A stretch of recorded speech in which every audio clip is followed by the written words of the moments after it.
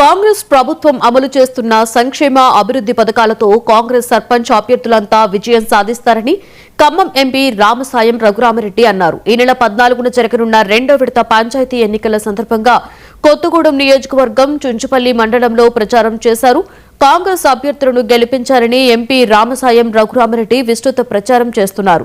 కొన్ని చోట్ల ఇందిరమ్మ ఇళ్ల కేటాయింపులో జరిగిన ఇబ్బందులు, అవకతవకలను మంత్రి పొంగులేటి శ్రీనివాసరెడ్డి దృష్టికి తీసుకువెళ్లి పరిష్కరిస్తారని ఎంపీ భరోసా ఇచ్చారు.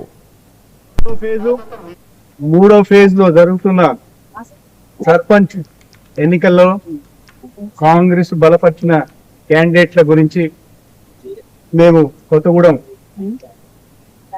అసెంబ్లీ సెగ్మెంట్ లో ఊరూరు తిరిగి క్యాండిడేట్లను బలపరిచినందుకు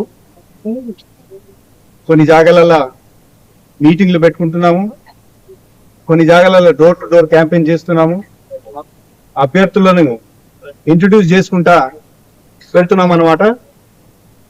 స్పందన బాగా వస్తుంది పబ్లిక్ నుంచి. కాంగ్రెస్ చేసిన సంక్షేమ పథకాల గురించి మాట్లాడుతున్నాము. సన్నబియ్యం కానివ్వండి, ఇందిరమ్మ ఇండ్లు కానివ్వండి, 200 యూనిట్ల కరెంటు ఉచితంగా ఇచ్చే విషయం కానివ్వండి, బస్సు ప్రయాణం స్త్రీలకు ఉచితంగా ఇచ్చేది దాని గురించి మాట్లాడాము. రేషన్ కార్డులు, తెల్ల రేషన్ కార్డులు, తర్వాత బోనస్ గురించి, వివిధ సంక్షేమ పథకాల గురించి మాట్లాడాము. స్పందన బాగా వస్తుంది అనమాట. మీకు తెలిసిన విషయమే, సర్పంచ్ ఎలక్షన్ అనే వరకు